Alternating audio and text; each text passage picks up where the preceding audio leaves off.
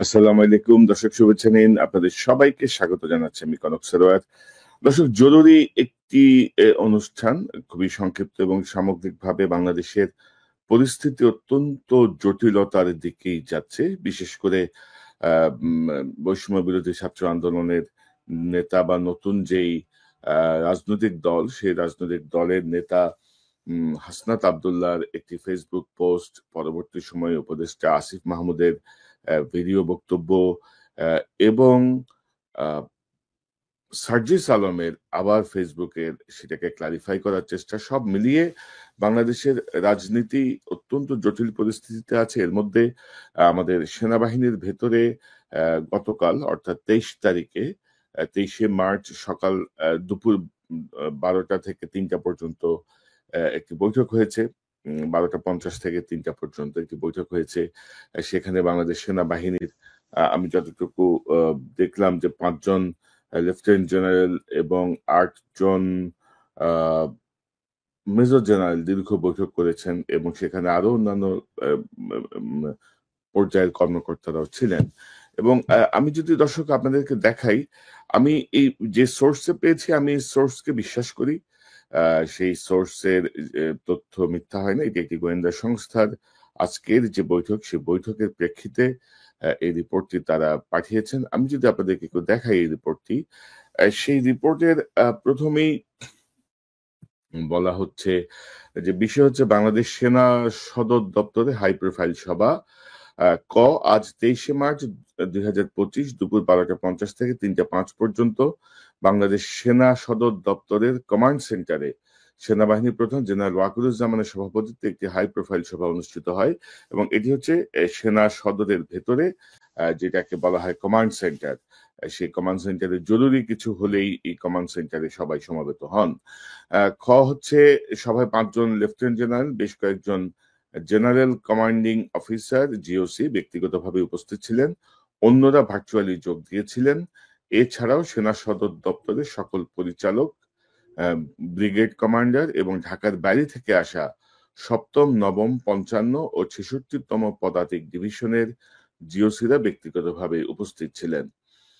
হচ্ছে সেনাবাহিনী প্রধান সংশ্লিষ্ট কমান্ডারদের সাথে দেশের সামগ্রিক পরিস্থিতি নিয়ে আলোচনা করেছেন।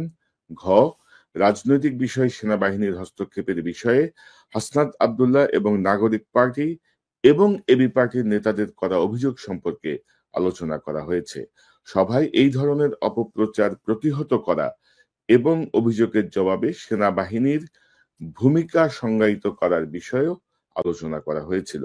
আহ আসন্ন জাতীয় নির্বাচন এবং জরুরি অবস্থা ঘোষণার সম্ভাবনা সম্পর্কে মতামত সংগ্রহ করা হয়েছিল।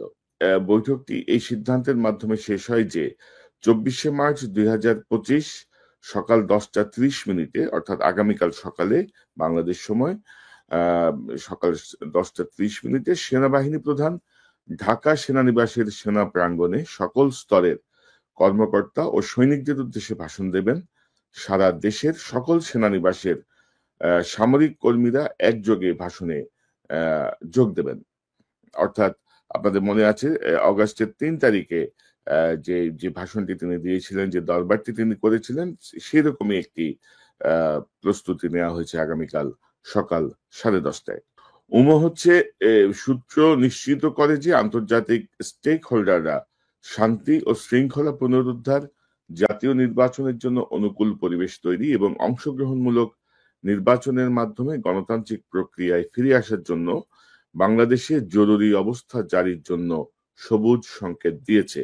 লক্ষ্য রাখুন, এই বিষয়টি অত্যন্ত গুরুত্বপূর্ণ। আমি আসছি পরবর্তীতে। আজ থেকে যে কোনো সময় জরুরি অবস্থা ঘোষণা করা হতে পারে, যার ফলে জাতীয় জরুরি সরকার গঠন করা সম্ভব হবে।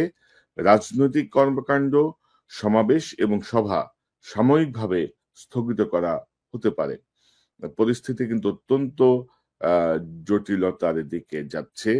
পড়ছিলাম, কারণ আমি আসলে ইংরেজি থেকে এটাকে অত্যন্ত এইমাত্র পেলাম, পেয়ে আপনার এটাকে আসলে এত না করে আপনাদের বোঝার সুবিধার্থে একটু গুগলে ট্রান্সলেট করে নিয়েছি অন্য সফটওয়্যারে। তো পরিস্থিতি যদি আমরা একটু আলোচনা করি, এখানে সবচেয়ে গুরুত্বপূর্ণ যে পয়েন্টটি আমি আপনাদের মনোযোগ আকর্ষণ করব, সেটি হচ্ছে স্টেক হোল্ডাররা গ্রিন সিগন্যাল দিয়েছেন জরুরি অবস্থা জারির জন্য। আজ থেকে যে কোনো সময় জরুরি অবস্থা ঘোষণা হতে পারে, যার ফলে জাতীয় জরুরি সরকার গঠন করা সম্ভব হবে। এখন দর্শক, প্রশ্ন হচ্ছে, জরুরি অবস্থা কি সেনাবাহিনী জারি করতে পারে? জরুরি অবস্থা জারি করে হচ্ছে সরকার, বিশেষ করে রাষ্ট্রপতি। তো রাষ্ট্রপতির চুপ্পু যেখানে বসা, এখানে চুপ্পুর সাথে কি কোনো বিষয় এখানে কাজ করছে? মানে আমার একটু সন্দেহ হচ্ছে, কারণ সেনাবাহিনী তো আসলে জরুরি অবস্থা জারি করতে পারে না। সেনাবাহিনী ক্ষমতা দখল করতে পারে, সেনা শাসন জারি করতে পারে সকল কিছু বন্ধ করে দিয়ে। কিন্তু সেক্ষেত্রে কি চুপ্পুর গোপন সিগনালে এই জাতীয় কোনো প্রস্তুতি নেওয়া হচ্ছে? এই যে জরুরি অবস্থার কথা বলা হচ্ছে, ডক্টর ইউনূসের কি এই বিষয়টি অবগত আছেন? ডক্টর ইউনূসকে কি এই যে জরুরি অবস্থাকালীন যে সরকারের কথা বলা হচ্ছে, তারা বাংলায় বলছেন জাতীয় জরুরি সরকার গঠন, জাতীয় জরুরি সরকার। আর এটাকে যদি আমি বলি, এটা ঠিক ইংরেজি ভার্সনটায় বলা হচ্ছে যে, আমি যদি ইংরেজিটাও পড়ি, বলা হচ্ছে যে state of emergency may be declared at any time from today, leading to the formation of a national emergency government. Political activities, rallies, and meetings may be temporarily suspended.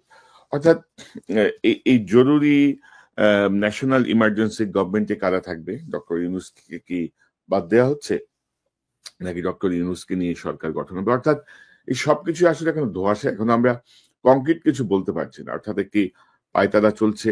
আবার পাশাপাশি এই প্রশ্নও আসে যে হাসনাত আব্দুল্লাহ এবং সার্জিস আলমের সঙ্গে 11ই মার্চে সেনাপ্রধানের যেই ইনফরমাল যে বৈঠকের কথা বলা হচ্ছে, এখনো রক্তের দাগ শুকায়নি জুলাই বিপ্লবের। এই সময় যদি যে কোনো ফরম্যাটে যদি আওয়ামী লীগকে কেউ ক্ষমতায় আনার কথা চিন্তা করে, রিফাইন্ড আওয়ামী লীগের কথা বলে, দেশের রাজনৈতিক পরিস্থিতি উত্তপ্ত হয়ে উঠবে, এটা খুবই স্বাভাবিক। তো এখানে কি এই হাসনাত, সার্জিস বা সেনাপ্রধান মিলে কোনো ষড়যন্ত্র হয়েছে? অর্থাৎ এই যে কথাটা 11 তারিখের কথা 20-21 তারিখে সামনে নিয়ে আসার মাধ্যমে রাজনৈতিক পরিস্থিতিকে কি উত্তপ্ত করার কোনো চেষ্টা চলেছে, যে মানে কোনো পরিকল্পনার অংশ হিসেবে এটি করা হয়েছে কিনা? অর্থাৎ দর্শক, ভাবনার জায়গাগুলো আসলে অনেক অনেক ভাবনা। ডক্টর ইউনূসের চীন সফরকে নিয়ে ভারতের মধ্যে যথেষ্ট উদ্বেগ উৎকণ্ঠা। সেই জায়গাটায় চীন সফরকে ঠেকিয়ে দেওয়ার জন্য কি এটি করা হচ্ছে কিনা দেখে আগামীকাল সেনাপ্রধান জেনারেল ওয়াকারুজ্জামান সেনা কর্মকর্তাদের বা সেনাবাহিনীর উদ্দেশ্যে যে ভাষণ দেবেন, সেখানে তিনি কি বলেন। তো দর্শক, দেখা যাক পরিস্থিতি কি হয়, কোন দিকে যায়। দর্শক, এই চ্যানেলটি সাবস্ক্রাইব করে আমাদের পাশে থাকুন, এই চ্যানেলের মেম্বারশিপ নিয়ে আমাদের পাশে থাকুন। আবারও দেখা হবে ইনশাল্লাহ। আসসালাম।